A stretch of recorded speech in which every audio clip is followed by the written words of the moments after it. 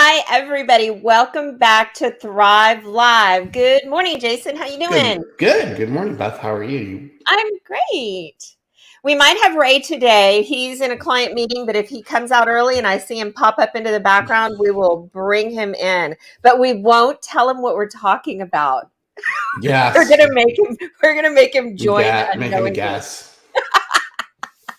I love Or, tricking. or make him contribute a sentence without telling him what the topic is. Yeah, there you go. I love that. Yeah. Little game. So today we're talking about restructuring, corporate restructuring, how you can turn layoffs into opportunities, best practices for restructuring. And I've been thinking a lot about the topic since we brought it up the other day, and I it's hard, right? When you get laid off, it's hard not to take it personally, but more often than not, it has zero to do with you specifically and more to do with corporate needs, right? Yeah, I mean, it is really hard to not take it personally because you basically will say, well, why was it me? Why wasn't it somebody else? Yeah. And, we all have pride in our work. And we feel that, our work wasn't good enough or we weren't good enough. And we then, internalize that. And it's hard. And the reality of it is that you will be laid off in your career. And I know some people get mad at me when I say that, like, you That's shouldn't just a say part that. of It's it. horrible. Yeah. It's a part of life. And you can't anymore feel bad if you get laid off. I mean, like, it's a generational thing. Like, parents or grandparents, I worked 30 years down at the cornflakes plant and I was never once late and like, yeah, that's great, but we don't work like that anymore. Yeah. And so people, even though their views and values are evolving, they still have a bit of that, like, oh my gosh, I got let go, I'm a loser. And so, I worked for, 25 years in my career and I never had one hiccup. And then one year I was laid off twice. Yeah. And so, like, oh my God, what happened? Like, this is crazy. Like, never happened to me. So you just have to, be ready for it and, save your nickel, save your pennies so that if you have a rainy day, and you have a rainy day fund and you can pull from it and it's not going to be hopefully the end of the world for you financially. And then listen, it's not the same as it was like in 2008 when there was layoffs or any other time in the layoffs. Mm-hmm. Jobs are still plentiful. Yes, there's companies that are laying off and companies that are struggling, but there's lots of companies that are hiring those people right after they get laid off. So it's a different time, it's a different era, and you cannot take it personally. Well, and it's kind of like that. Um, it's sort of the us with preteen girls, right? Why don't they like me? Why don't they want me to be their friend? Kind of a mentality, when we're cut down, whether it's personally or professionally, we can take it as a cut to ourselves directly, and it's hard to not think it's me. But then, as you look back, looking back on times that I've been in that situation, I'm sure you as well. It was like that was the best thing that could have happened to me in my career, that had I stuck with that company, I'd probably be in the same old job in the same junky office or cubicle with the same people. And here I am in a different situation that is much more tuned to um, my life progress than it would have been had I stayed in that one job. So sometimes it's better if they kind of cut you loose at a point so that you're open to other opportunities a bit more. No, as Hey, there's humans, Ray. There's Ray. Hey, yeah, Ray. as Hey, Ray, so what do you think? yeah. What's your contribution to this topic? Yeah, that's a good way to get me after I just jumped off another call. I'm like, oh my God. We said we were plan going for to that. let's Yeah. trick him. Well, Yeah, exactly. Well, Yeah, as my prior client wanted to talk a little bit too much, but that's okay. No, we're glad. Thank you for being with clients and paying the bills. We're happy about Yeah, that. exactly. as humans, we all get comfortable. And back to we were talking about how you not take getting laid off personally. Yep. And the comment that we were making, Ray, was that it happens to everyone. It's going to happen to everyone. It's no longer, a scarlet letter that you get laid off. It's just part of life and the way work works right now. But as humans, we get comfortable. We stay in the same place because maybe we don't want to change. Maybe we have a friend at work. Maybe we like the commute, but we, put off looking at other things that are more detrimental to us. And so, the vast majority of people that will tell you that every time that they were, they left a situation, and for the most part, that was, outside of their control, they've done better. They've done either emotionally, financially, physically, whatever it's been. There's been an element of things improving in their lives, and that's the way you have to look at it. Mm-hmm.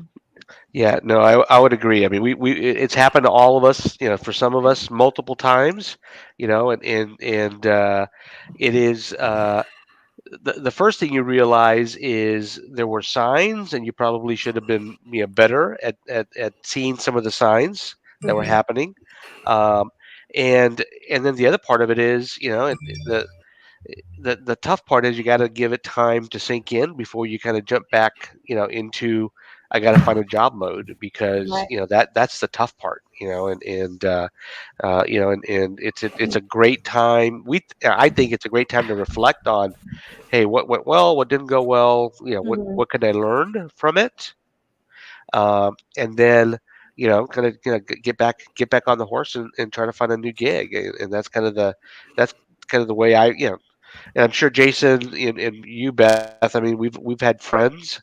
I've had friends that have been affected, and I've been, and I help them. And I do whatever I can to Mm-hmm. help them through the process, because when it happened to me, I had friends that I could lean on, to help, have a cup of coffee, vent, whatever.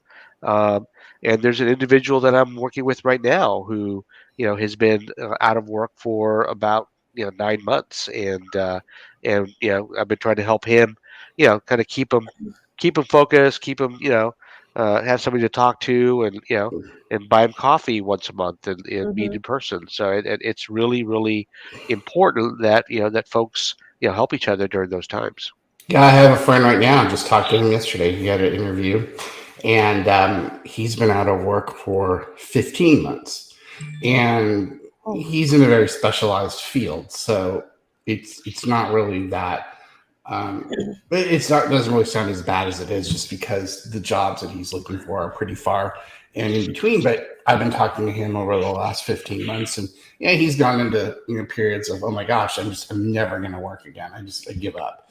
Mm-hmm. And he has what he thinks is probably his best interview and his best opportunity, and so he's really excited. But yeah, it happens to it happens to all of us. It's Yeah. just like I said, it happened to me twice within a year. Mm-hmm. And once on one of those jobs, I literally did the happy dance when I walked out of the building. I was so excited that I was no longer there. I was like, Yeah, and the other thing that really I think is super important is to always be working on your network, Right. because you know calling on your network after you've been laid off when you need something is Mm-hmm. the worst time to call on your network. Yeah, you've got to Yeah, keep those relationships yeah, up, right? And yeah, not just in case you get laid off, but generally speaking, it always helps, in business one way or the other to call on somebody. I've got connections in all sorts of fields, and people know if you're, if you're looking for somebody yeah, for something. yeah, I'm always like, ask me first, no matter what it yeah, is. If it's building a fence or creating a TV show, like yeah. whatever it is, let me know. I can help you. I know a Yeah, guy. yeah, exactly. And that's critical, and it's all about having a network, and being able to call on them for help and support when you need them. And Mhm. if you don't work on your network, and your folks that you can connect with, all the time, um, you know, the worst time to try to build a network is when you need a network. Yeah, yeah, So, yeah. you know, and I think, because most opportunities are never advertised, are never posted. Mhm. We also know that in many cases, by the time the job is posted, it's already filled. yeah. Yeah, and You will, it's just an exercise, right? When yeah. they're posting it out. You will never. I mean, I know. My family always tells me, don't always say always and never. That's just, it's not always and never. But I'm going to break my pledge of always saying always and never. That you will never get a job by going on and applying and posting for jobs online. Like literally, I Yeah. don't know of anyone that has done that. Now you're going to be one of the few that will send me a note and go, "That was really horrible. I got my job applying online. You shouldn't have said that." But I'm really telling you, Ray's right. You will not get a job applying online. So you have to work your network. That's the only way you're going to be able to continually get employed. And that's the way that when you're sitting at your desk and somebody calls you and says, "Hey, Phil, I got this really great job. Are you interested in it?" And you don't even have to bother to look like, "Oh, yeah, thanks for thinking of me." And so you go get your next big job because you were referred into it. So, yeah, I mean, that's pretty much the way it works. Yeah. No, it is. I mean, and like Jason said, I mean, some people will get placed, looking, finding jobs online, but the vast majority of roles are through your Yeah. connections, folks that recruiters. There's a whole host of ways to find opportunities. And I think Jason's spot on. I mean, I don't think I've ever found any of my roles online. It's If you're always, yeah, Yeah. If you're a super highly skilled software engineer, that knows Azure and Amazon Web Services and has the ability to just knock it out of the park as a software engineer, sure, you're gonna go fill out the application. They're gonna call you. But really, aside from that, you're probably not going to get a job that way. So, So let's say person A was, I don't want to say name because I don't want to jinx anybody, right? I've been thinking like, what name should I throw out? I don't want to jinx anybody. So person A just got the note, right? Just got laid off. What would you say their first steps should be, and how should their next few months look in job searching? Well, I mean, I think that the first step really is to kind of step back and take a look at your financial situation. Mm-hmm. You know, you've got a mortgage to pay. You've got kids. Insurance. I mean, all of those things financially that are important to you and your family. I think you've got to do an assessment of that, and then also figure out financially, what's your severance? How long is that going to take you? What's your insurance? How you're going to make sure your family's covered from a health insurance perspective? yeah, Um, that's a super important point. yeah, Please read all the yeah, paperwork. yeah, If you do get let go and they provide you a packet, whether it's an email packet or a PDF packet, read everything. You would be surprised at how many people miss signing up for Cobra. They miss their window on exercising options. They don't understand what they're supposed to do. And then they leave things on the table. Read all your paperwork. yeah, exactly. And then the other thing is, financially is making sure you've got an emergency savings that you can kind of fall back on, because if you only get a month of severance, then it may take longer to find a new job, and in that situation, uh, you know how are you gonna cover your expenses and those emergency savings? It's always good to have you know 6 months of expenses, for your emergencies, and that's exactly what folks need to think about. But I think, taking a look at your financial situation is one, um, and then really, starting to figure out who's going to support you in your job search. If your company is providing outplacement services, take full advantage of that. Those services include generally coaching. It includes resume writing, putting together a good resume, a good cover letter that very few people read. uh, Don't do a cover letter. Don't do it. all of those things to prepare yourself Mm-hmm. for the job. I mean, so there's a lot of things you got to prepare yourself before you hit the first, make the first call. Well, You got yeah, to. and I think one of the other important things to do is emotionally try to get yourself through that curve of being upset by the fact that you've been let go, especially if it's the first time. You've got to get through that emotional curve fairly quickly. Don't let your old boss, your old company live rent free in your head for too long. Just like, okay, you guys can be there for, a month or whatever. And then, I'm calling the sheriff and I'm evicting you. And, whatever metaphor you want to use to get them out of your head, you got to get through that pretty quick and then move to the next thing. So that's super important too. And sometimes you'll realize, them letting you go was the best thing they could have ever done for you. Yeah. Right? Yeah. No, exactly. Thanks for giving me the leg up to my next role. Yeah. Yeah, exactly. And the other thing that during this time of, grief and, kind of thinking about your situation, avoid flaming anybody. Avoid the bad review on, a website. This company stinks. Yeah. I mean, avoid any of that. Just because you never know. even social media. I mean, I've seen folks post stuff on social media about their company, their ex-boss, they got let go. Just be really, really careful because your new employer potentially is going to be looking at all that. So you've got to be very, very careful with your your social presence. Yeah, absolutely. It lives forever. It does. It does. And speaking of that, I have a question.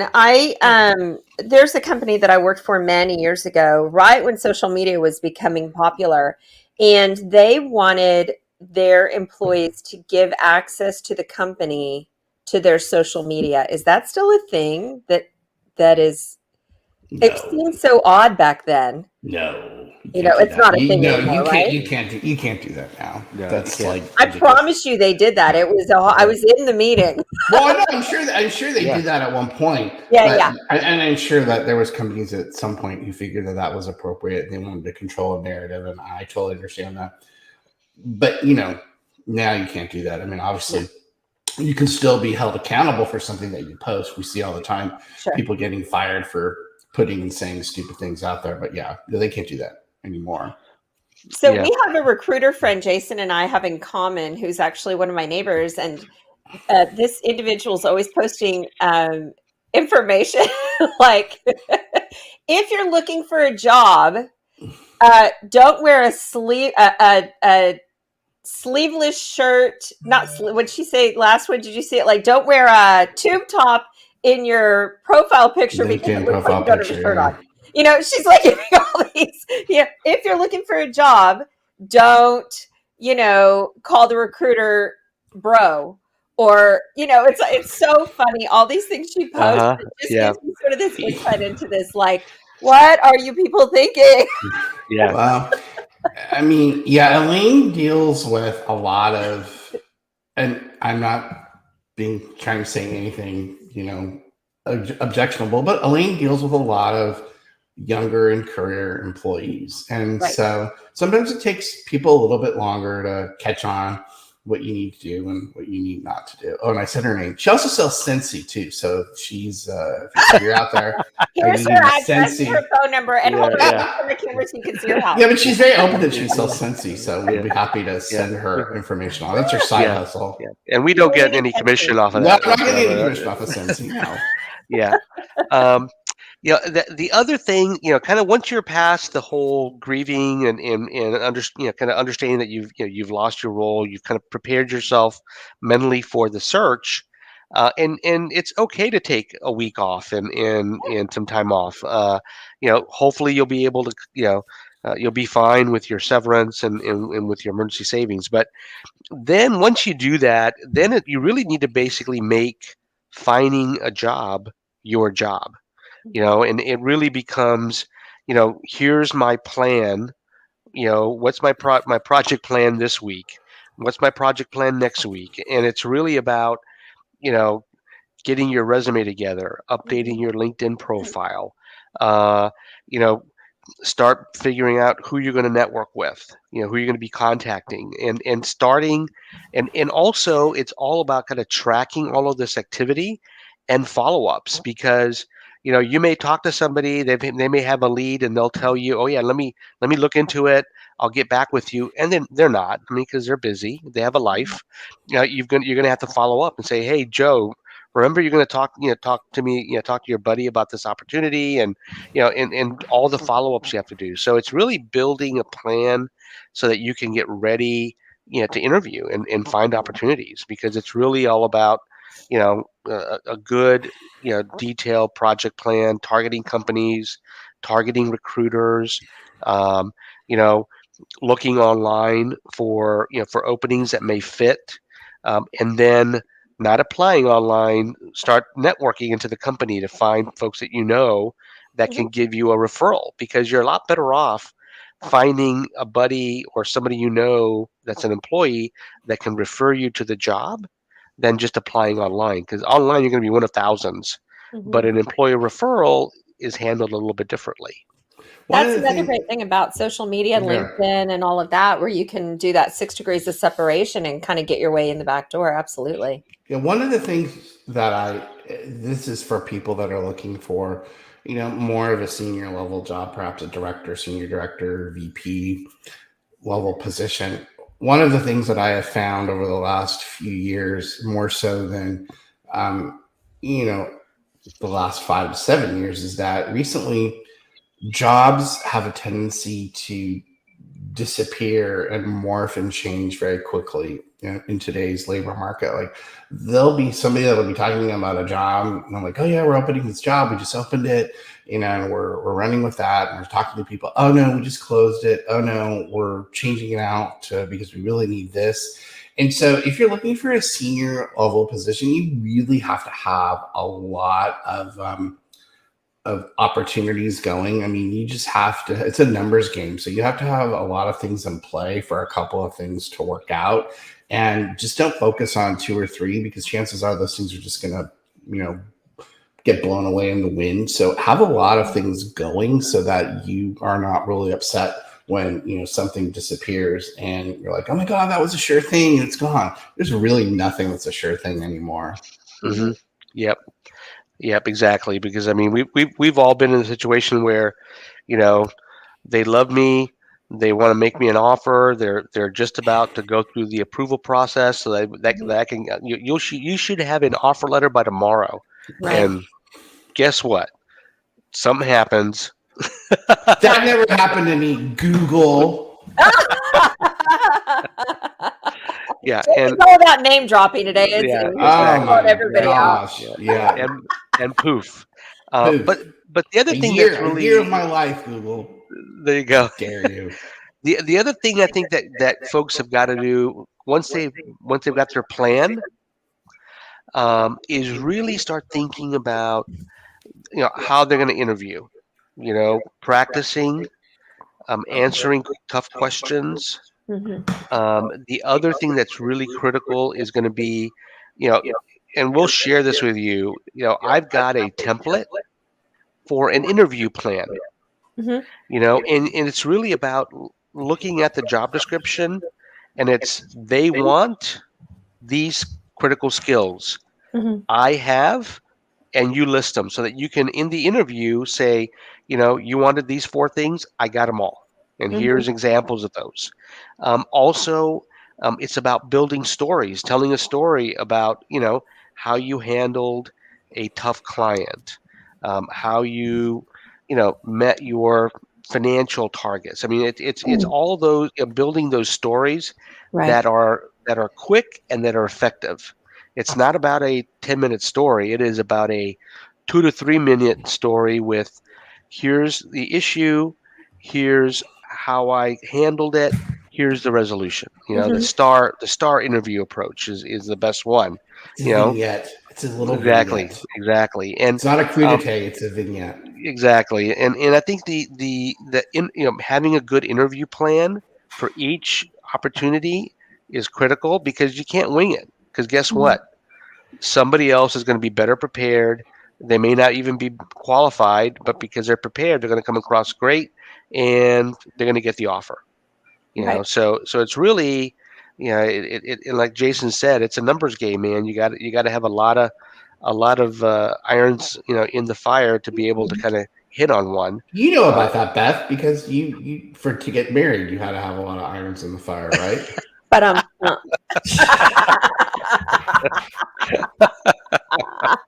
I love you, Jason. Oh, I'm sorry. I didn't mean. Did I say that out? Did I say that out loud? I'm sorry. Ray, he's going on decaf right now. Oh, Elizabeth, that's right. put your husband on decaf. That's right. Swap out the Keurig. Swap out the Keurig pods. A little green tea and decaf. Yeah, there you go. But no, I think and let us know. I mean, we'll be happy to help anybody that's been affected by a layoff, or if they're concerned that there may be some on the horizon. To get yourself prepared, man, because the last thing you want to do is be surprised, and to have your family situation be kind of upended because of something happening like this. And it's really, I mean, there's a lot of emotions that happen when this takes place, and not just with yourself, but with your family and your significant other. It's like coming home and having to say, I just lost my job. Not a fun conversation. I've seen these like Netflix series or whatever, where you watch and the husband gets up in the morning and he gets dressed and he gets his briefcase and he goes out the door like he's going to work. And I'm like, how does she not know he doesn't have a job? Yeah, well, I mean, with online banking, it's pretty easy to see that we're busted now. Yeah, a direct deposit cannot come in as anticipated. So, but I have friends who have waited a week or so before we lost him. We lost him. Look what he did to himself. He fell out. He fell out of the chair. Is what happened. But I have had friends that have not told their spouse for a week or 10 days, and they stop end up talking about him. He's back.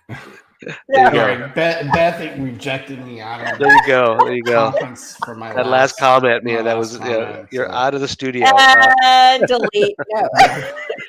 No, but I was saying that it happens. I mean, I've got buddies who I know who were laid off and didn't tell their spouse for for a good week, and they just made the run to Starbucks and hung out at Starbucks or Panera, trying to figure out what they're going to do. Yikes! And it's tough. It really is. Yeah. Well, I think my wife was an FBI agent in a former life. I don't think that would not fly for very long. I'd be scared for you if you tried to lie or lie by omission to your wife, Jason. Yeah. No, not going to happen. I learned that. You're like, has anybody seen Jason? He lied to his wife. Yeah. Okay, I guess that's Jason. Bye, Jason. Yeah. Exactly. The BS meter is pretty strong on my wife too. So yeah. All right. So the good news here is that you can get more information, and we're gonna really dive into this and really give you some additional skills and tools for this topic, and that's going to be on September 29th, 2022. It's going to be at 2 p.m. Central. It's a webinar that we're going to do about how to convert your layoff into opportunity. And this is going to be totally free. Mm-hmm. And so it's set up on my LinkedIn page and on our Thrive LinkedIn page. So if you want to go, it's free. And it went up yesterday, and we're already having people book tickets. So it's going to get filled pretty quick. So if you're interested, just go on to, like I said, our LinkedIn page and sign up for it. And we're looking forward to talking to you. And we'll put the link in the comments as well. We'll link to the LinkedIn thread.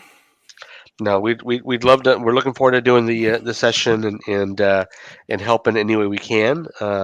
We are we're available. We've got some tools. Even if you aren't able to go to the session, send us an email. Give us a call, and we'll be exactly. Drop in the comments. We'll be glad to help out as we get prepped for this. Yeah, it's exciting. We love these webinars. You guys have several webinars planned throughout the next year. So as those become available, we will absolutely let our viewers know and our listeners know. And you, Jason, had an article come out yesterday, right?